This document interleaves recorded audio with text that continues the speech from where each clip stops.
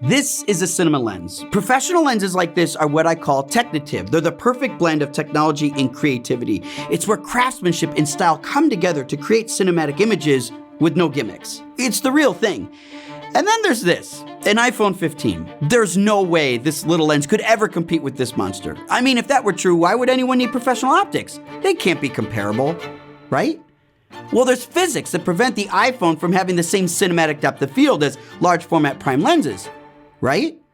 Well, there's mechanical limitations that make the iPhone unusable in narrative cinematography, right?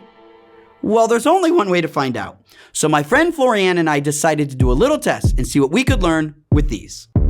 Now, some ground rules here. The physical sensor sizes of these two cameras couldn't be further apart. The iPhone 15 sensor size is 7mm. A professional cinema sensor, like a RED Monstro, for example, has a 46mm sensor.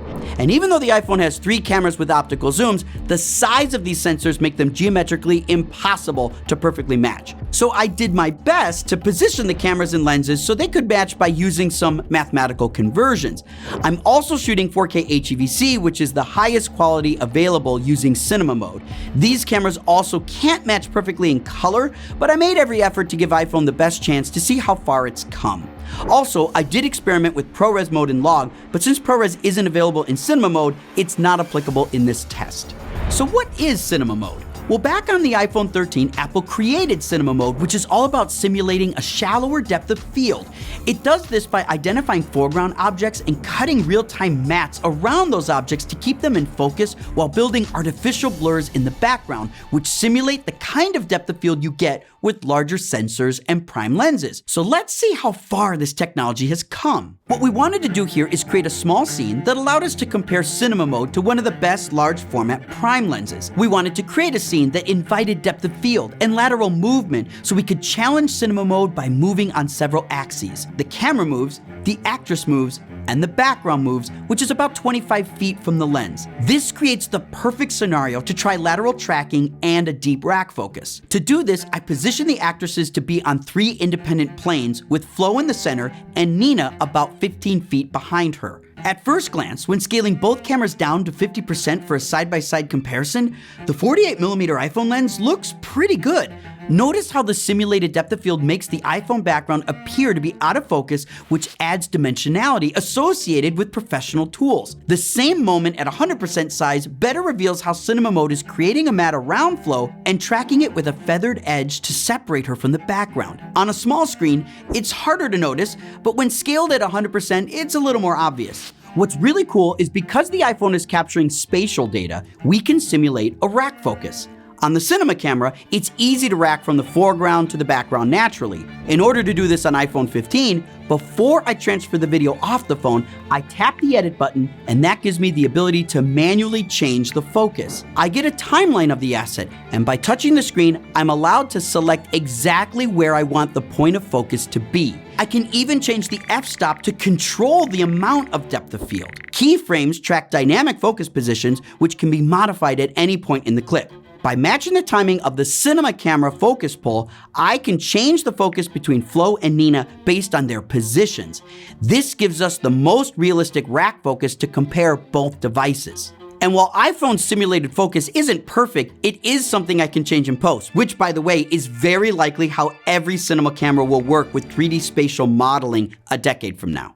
Let's go to the close-up. This is the same 48mm lens, but I wanted to see it with closer objects. This is where the iPhone is impressive in how it's pushing real-time spatial mattes. If we pause the video, we can see the simulated depth of field through feathered transitions. When the image is bright, it produces a fairly realistic transition blur, like her arm and the glass, and where her hair overlaps the white fireplace. But areas where the images are dark are a little harder to blend, so it looks a little bit more like 2D objects composited on top of each other, like the back of her head against the dark TV, or the head of hair in the foreground. Here's a moment where Flo's nose is actually mistakenly pushed into the background blur, even though the rest of her body is focused in the foreground. But here's another moment when Flo's arm extends and it becomes a complex shape, and the iPhone does an impressive job of managing the depth of field. Also take note of the overall sharpness. The 48mm lens is doing a really good job of capturing Nina, who is more than 15 feet away from the camera with really good detail. When she comes into close focus, it's impressive to see it really does a good job of naturally transitioning from soft to to sharp. Then we tried the 77mm lens, the longest lens offered in cinema mode. It's possible the sensor has fewer pixels to work with. I don't know that for sure, but the results are a lot different. The first thing we notice is that the closer you are, the harder it is to hide the feathered edge of the matte. Flo looks like there's a little bit of a halo around her, which wasn't as prominent on the 48mm lens. Also, we tried several takes but couldn't get Nina to be any sharper in the rack focus. Flo appears fairly sharp, but the compression artifacting was much more visible and softened the shot overall. Again, possibly related to the active pixel count. So this suggests the 48mm lens may be a better choice if you're planning on changing the focus in post. Now, we can nitpick the iPhone all day, but if we play it back without stopping, let's just take a breath and give it its due credit. It's a phone, so the fact that we've come this far is remarkable. It's not there yet, but it is making incredible progress. It's 5 o'clock somewhere. Well, technically, it is past 5 in Paris. But the truth is, I find the hardest part of trying to shoot any form of narrative style with the phone is controlling it. Using Apple's camera is appropriately designed for one person to use in their hand, but it's not designed to work the way we do with a crew, even a small one. There are challenges with controlling the settings since all the menus overlap the screen, and many settings can't be locked. I think DP Aaron Meinhardt said it best when he warned, "Blink and your setting may change without you knowing." Professional camera systems are almost always fully manual. Manual might sound bad, but it actually makes it more reliable and gives the operators total control. Between the lens and the camera, cinema sensors have more dynamic range, more color separation, shallower depth of field, and better optics, which leads to smoother images and often better skin tones. But what do you expect? These are the best cinema cameras in the world, but it's also necessary to have a high-quality cinema camera reference, or we have nothing to compare the iPhone to.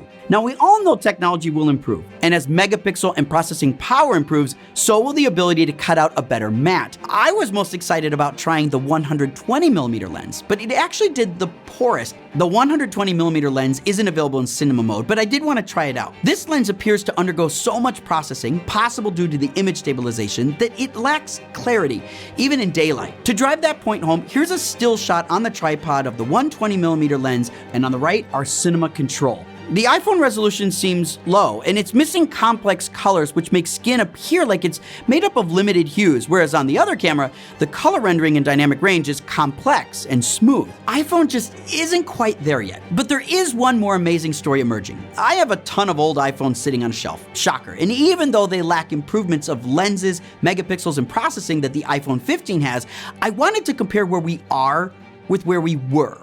On the left, iPhone 15 in portrait mode, and on the right, our cinema control. From depth of field, clarity, compression, dynamic range, and color rendering, iPhone 15 Portrait is extremely impressive. And how can we peek into the future a bit? Well, this image is from an iPhone 6. Whoa. Next to the iPhone 15 in portrait mode, the difference is incredible. Since the iPhone 6 came out in 2014, we're actually seeing 9 years of camera phone innovation. Here's a totally different test to show how impressive the spatial analysis is on iPhone 15. Here's a still shot in cinema mode, and then a still shot in portrait mode.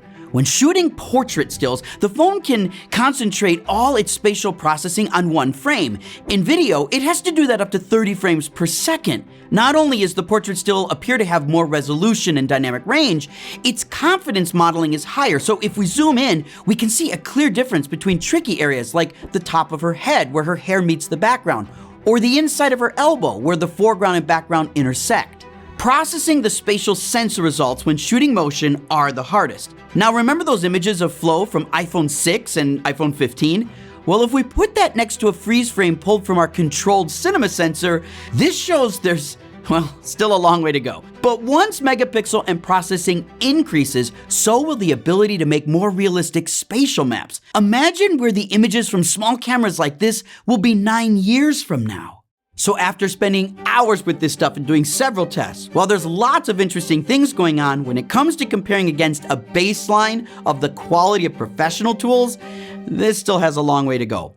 But it's really important to understand why. Filmmaking is all about details, and if AI is going to be a creative companion that can improve the quality of our work, we need to know where the biggest challenges lie, so someday we can get them on the Strada roadmap. In episode 10, we examined how lenses impact story through texture, geometry, and feeling. And today, we examined how the simulated depth of field impacts that sense of professional look and feel. Imagine someday when it will be possible not only to synthesize the characteristics of perfect depth of field, but also lens texture in a device this available. Now today, some people may think that comparing a professional camera to an iPhone is silly, but the truth is, it's how I learn. This test gave me some short and long-term ideas that I think we can use to up-level the quality of sound and picture. But when you work with analog tools today, like large format or full-frame cinema lenses, there's no comparison to synthetic imitations. But spatial modeling combined with AI presents some really interesting opportunities to increase creative control, at least in the future. And that makes me think, are there any AI tools available that already give me that type of control today?